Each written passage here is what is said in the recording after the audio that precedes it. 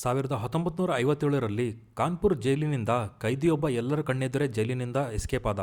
ಅವನು ಸುರಂಗವನ್ನು ಅಗೆಯುವ ಮೂಲಕ ಅಥವಾ ಜೈಲಿನ ಗೋಡೆಯನ್ನು ಹಾರಿ ತಪ್ಪಿಸಿಕೊಳ್ಳಲಿಲ್ಲ, ಆದರೆ ನೇರವಾಗಿ ಜೈಲಿನ ಮೇನ್ ಗೇಟ್ ಮೂಲಕ ಹೊರ ನಡೆದು ತಪ್ಪಿಸಿಕೊಂಡ.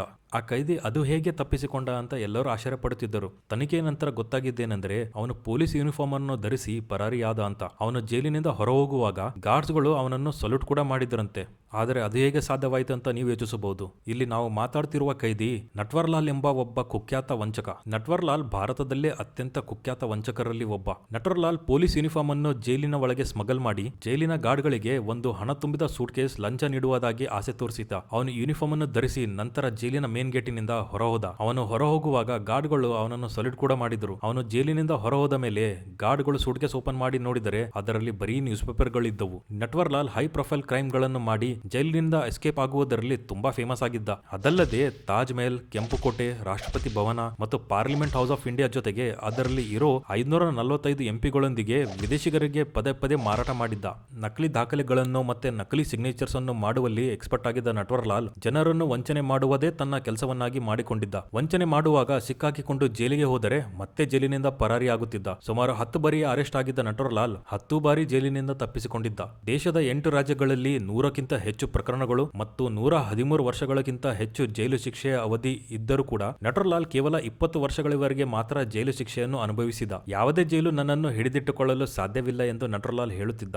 ಯಾಕಂದ್ರೆ ಒಬ್ಬ ಇಲ್ಲಂದ್ರೆ ಇನ್ನೊಬ್ಬ ಪೊಲೀಸ್ ಲಂಚಕೋರನಾಗಿರ್ತಾನೆ. ಅದರ ಪರಿಣಾಮವಾಗಿ ನಾನು ಯಾವಾಗಲೂ ಹೊರಬರಲು ಒಂದು ಮಾರ್ಗವನ್ನು ಕಂಡುಕೊಳ್ಳುತ್ತೇನೆ ಎಂದು ನಟ್ವರ್ಲಾಲ್ ಹೇಳುತ್ತಿದ್ದ. ನಟ್ವರ್ಲಾಲ್ 1913ರಲ್ಲಿ ಬಿಹಾರದ ಸಿವಾನ್ ಜಿಲ್ಲೆಯ ಭಾಂಗ್ರಾ ಗ್ರಾಮದಲ್ಲಿ ಜನಿಸಿದ. ಅವನ ತಂದೆ ಸ್ಟೇಷನ್ ಮಾಸ್ಟರ್ ಆಗಿದ್ದರು. ಪಟ್ನಾ ಹೈಸ್ಕೂಲ್ನಲ್ಲಿ ಓದುತ್ತಿದ್ದ ನಟ್ವರ್ಲಾಲ್ ಒಬ್ಬ ಒಳ್ಳೆ ವಿದ್ಯಾರ್ಥಿಯೂ ಕೂಡ ಆಗಿದ್ದ. ಅದೊಂದು ದಿನ ನಟ್ವರ್ಲಾಲ್ಗೆ ನೆರೆಯ ಮನೆಯವರು ಬ್ಯಾಂಕಿನಲ್ಲಿ ಡಿಮ್ಯಾಂಡ್ ಡ್ರಾಫ್ಟ್ ಅನ್ನು ಡೆಪಾಸಿಟ್ ಮಾಡಲು ಕಳಿಸಿದರು. ಡಿಮ್ಯಾಂಡ್ ಡ್ರಾಫ್ಟ್ ಮೇಲೆ ಸಿಗ್ನೇಚರ್ ಅನ್ನು ಸುಲಭವಾಗಿ ನಕಲಿ ಮಾಡಬಹುದೆಂದು ಅರಿತ ನಟ್ವರ್ಲಾಲ್ ತನ್ನ ನೆರೆಯ ಮನೆಯವರ ಅಕೌಂಟಿನಿಂದ ₹1000 ವಿಡ್ರಾ ಮಾಡುವಲ್ಲಿ ಯಶಸ್ವಿಯಾದ. ಅದಾದ ಮೇಲೆ ಕಲ್ಕತ್ತಾಗೆ ಓಡಿ ಹೋಗಿ ನಟ್ವರ್ಲಾಲ್ ಸ್ಟಾಕ್ ಬ್ರೋಕರ್ ಆಗಿ ಕೆಲಸ ಮಾಡುತ್ತಾ ಕಾಮರ್ಸ್ ಪದವಿ ವಿದ್ಯಾರ್ಥಿಯಾಗಿ ಕಾಲೇಜ್ ಸೇರಿಕೊಂಡ. ಸ್ವಲ್ಪ ದಿನಗಳ ನಂತರ ಬಟ್ಟೆ ವ್ಯಾಪಾರ ಕೂಡ ಸ್ಟಾರ್ಟ್ ಮಾಡಿದ್ದ, ಆದರೆ ಅದರಲ್ಲಿ ಲಾಸ್ ಮಾಡಿಕೊಂಡ. ನಟ್ವರ್ಲಾಲ್ ತಂದೆ ಸ್ಟೇಷನ್ ಮಾಸ್ಟರ್ ಆಗಿದ್ದರಿಂದ ಅವನಿಗೆ ಭಾರತದಲ್ಲಿ ರೈಲ್ವೆದಿಂದ ಸಾಗುವ ಗೂಡ್ಸ್ ಟ್ರೈನ್ ಮಾರ್ಗಗಳ ಬಗ್ಗೆ ಒಳ್ಳೆ ಮಾಹಿತಿ ಗೊತ್ತಿತ್ತು ಮತ್ತು ಅವನ ಬ್ಯಾಚಲರ್ಸ್ ಆಫ್ ಕಾಮರ್ಸ್ ಪದವಿ ಮತ್ತು ಸ್ಟಾಕ್ ಬ್ರೋಕರ್ ಆಗಿ ಕೆಲಸ ಮಾಡಿದ ಎಕ್ಸ್ಪೀರಿಯನ್ಸ್ ದಿಂದಾಗಿ ಅವನಿಗೆ ಬ್ಯಾಂಕಿಂಗ್ ನಿಯಮಗಳ ಬಗ್ಗೆ ಸಹ ಜ್ಞಾನವಿತ್ತು. ತನ್ನ ಜ್ಞಾನ ಮತ್ತು ಡಾಕ್ಯುಮೆಂಟ್ಸ್ ಗಳನ್ನು ನಕಲಿ ಮಾಡುವ ಕಲೆಯನ್ನು ಯೂಸ್ ಮಾಡಿ ನಟ್ವರ್ಲಾಲ್ ದೇಶದಾದ್ಯಂತ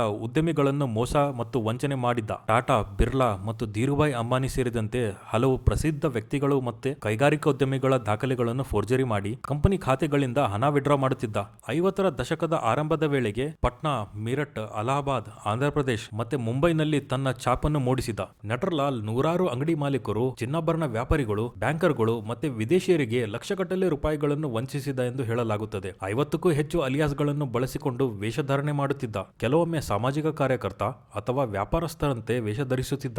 ಬಿಸಿನೆಸ್ ನೆಪದಲ್ಲಿ ಜನರಿಗೆ ನಕಲಿ ಚೆಕ್ಗಳು ಮತ್ತೆ ಡಿಮ್ಯಾಂಡ್ ಡ್ರಾಫ್ಟ್ ಗಳಿಂದ ಮೋಸ ಮಾಡುತ್ತಿದ್ದ. ನಟ್ವರ್ಲಾಲ್ ಕತೆ ಆಧರಿಸಿಯೇ ಮಾಡಲಾದ ಚಲನಚಿತ್ರಗಳು ಸಹ ಇದೆ. ಹಿಂದಿಯಲ್ಲಿ ಬಂದ ನಟ್ವರ್ಲಾಲ್, ರಾಜಾ ನಟ್ವರ್ಲಾಲ್ ಮತ್ತು ಬಂಟಿಯೋರ್ ಬಬ್ಲಿ ಚಲನಚಿತ್ರಗಳ ಹಿಂದಿನ ಸ್ಫೂರ್ತಿ ನಟ್ವರ್ಲಾಲ್ ಮಾಡಿರುವ ಕ್ರೈಮ್ಗಳಾಗಿವೆ.